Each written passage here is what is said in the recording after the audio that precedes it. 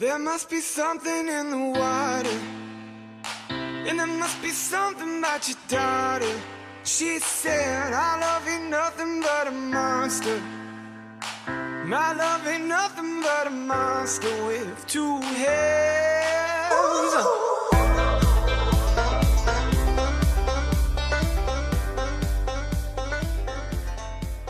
Greetings from North High School. My name is Andy Dolan, and it's my pleasure to be creating this podcast.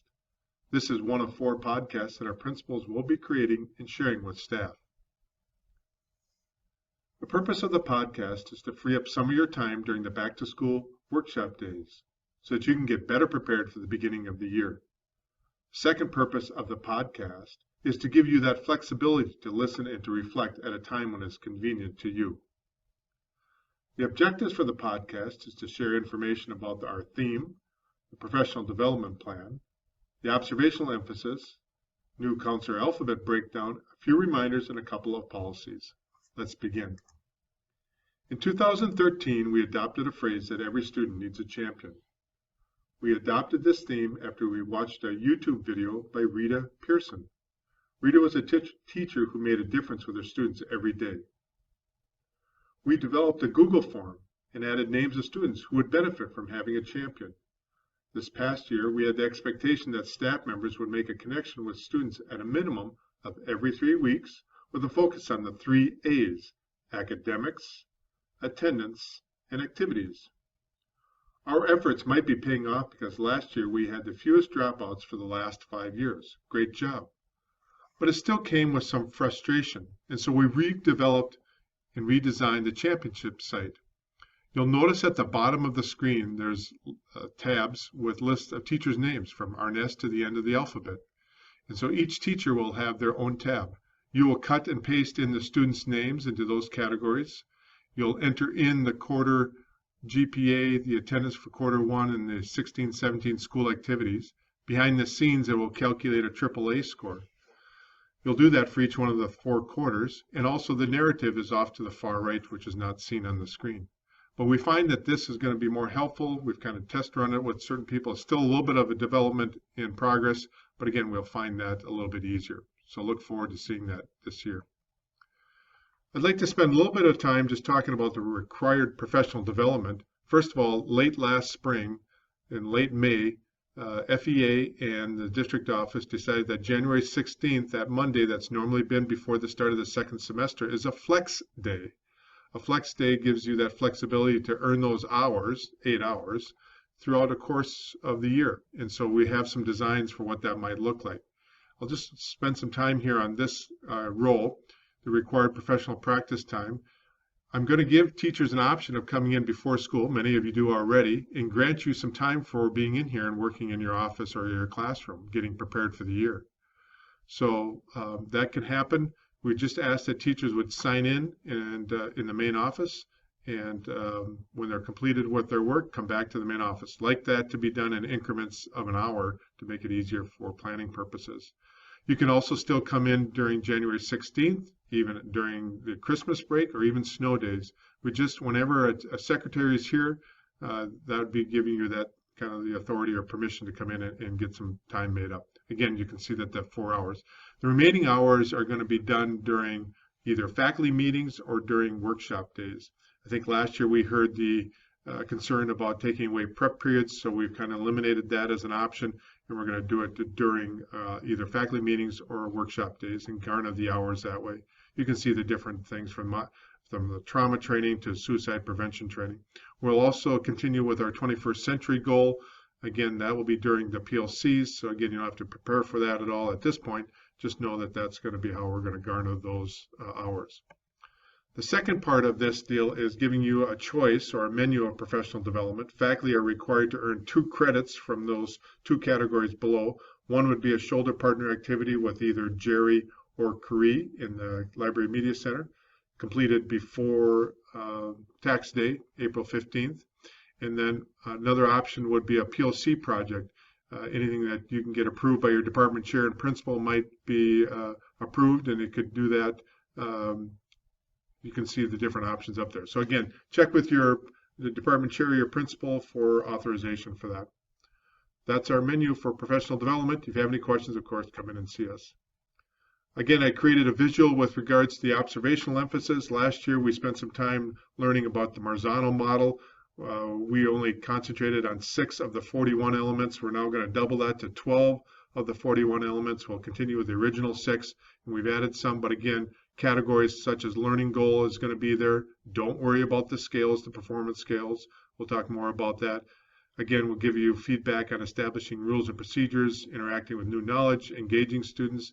This whole category about formative assessments covers different elements, and so we've listed 5 elements in that area. And then because we emphasize so many different things with our school initiatives, from our SIP or our understanding data process or the professional learning communities, again, we're thinking that that's an important thing to mesh with our other professional development and observational emphasis. So we'll spend more time on that, but I wanted to give you a heads up. The counselor assignments have altered slightly because, of course, we've added a counselor. Lauren Trefethen is our newest counselor. She joins the existing staff, but we have changed the alphabet group. Terry's still got the first portion of the alphabet, but it's A through F. Lauren's got G through K. Janelle's got all of the L's through R, and Kate returns to the S through Z category. So again, an outstanding counseling staff, one that I believe is the best in the region. And we're fortunate that they work with our students on academic needs, but also social and emotional. If you have any questions, they're great helpers. I'd like to spend just a little bit of time on reminders. The first day of school is August 25th. As you prepare for that, I would suggest that you take a look at what you're going to share with them. Try to create engaging activities. I know that it's going to be a long day for students, probably even a long day for staff as we get back into the swing of things. But again, if students are only hearing about rules and regulations during all their periods, it's going to be kind of boring for them. So again, try to create as much excitement as possible. I'd also encourage you to spend an extra day or 2 before your first assessments. It's really helpful to have kids get off on a right foot. And so nothing could probably be more discouraging if they do poorly on that first assessment.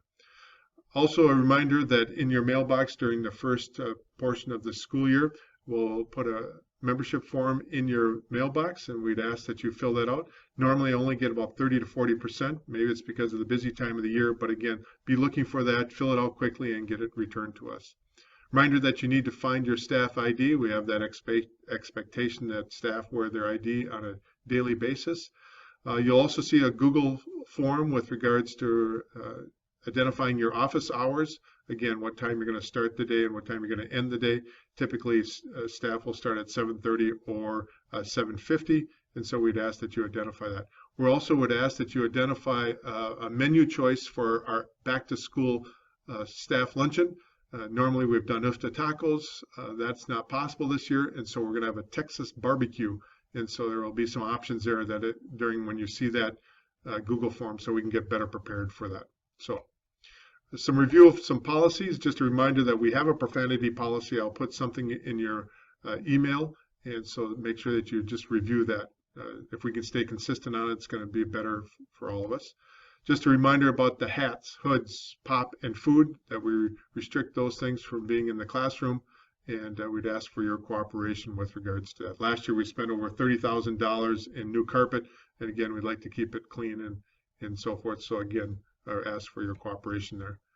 Cell phone policy is the same as it's been before, but a reminder that there's probably very few reasons why students should have a cell phone use in their classroom. Again, ask that you enforce that policy. I know that our 9th grade teachers went to a no cell phone in their area, so we've accommodated that. Again, in other classrooms, if we allow it in the hallways and in the commons. I'm going to turn over to a flow chart that I've created for the alcohol drug referrals, and I'm not going to spend much time on this, but what should teachers do when a student is suspected of being under the influence? I'd like you to stop the podcast at this time and just to review the flow chart that's on the right-hand side. It's pretty self-explanatory, but again, important to follow that. Then finally, the workshop schedule. As you probably know, Monday, August 22nd is when we begin. The FPS employees are encouraged to be at the Shields Arena, in fact, required to be at the Shields Arena. The doors will open at 7:30. There'll be a continental breakfast there. You might consider carpooling. Last year there's been some struggles with parking and getting into the arena on time. Lunch will be on your own, And then teachers will have course-alike meetings around the city in different school buildings from 1:15 to 3:45. On Tuesday, we'll return here to North High School. We'll have a faculty meeting that will begin in room 102 at 8 a.m. Then we'll have our Texas barbecue lunch starting at 11 o'clock. There's a schedule that's in the focus to try to spread out that line. And then also we'll have an all-staff picture at 1 o'clock. Work on your own after that. On Wednesday, we're going to return to North High into room 102 for about a 15-minute faculty meeting on the Marzano model. So we'll spend some time with that. I'd asked the NIMSY teachers along with the site coordinators to be there and remain there for another half hour. We'll just talk about the ins and outs of that. And then new teachers, come with your questions. We'd hope to answer those again in room 102 at 8:45 to 9 o'clock. Of course, outside of that time will be work on your own. You can see there again that lunch is on your own. You might also pay attention if you're a club or advisor. There might be a meeting. You'll see that in Travis's podcast. Supporting staff reporting date, just of course check with your immediate supervisor for starting date and time.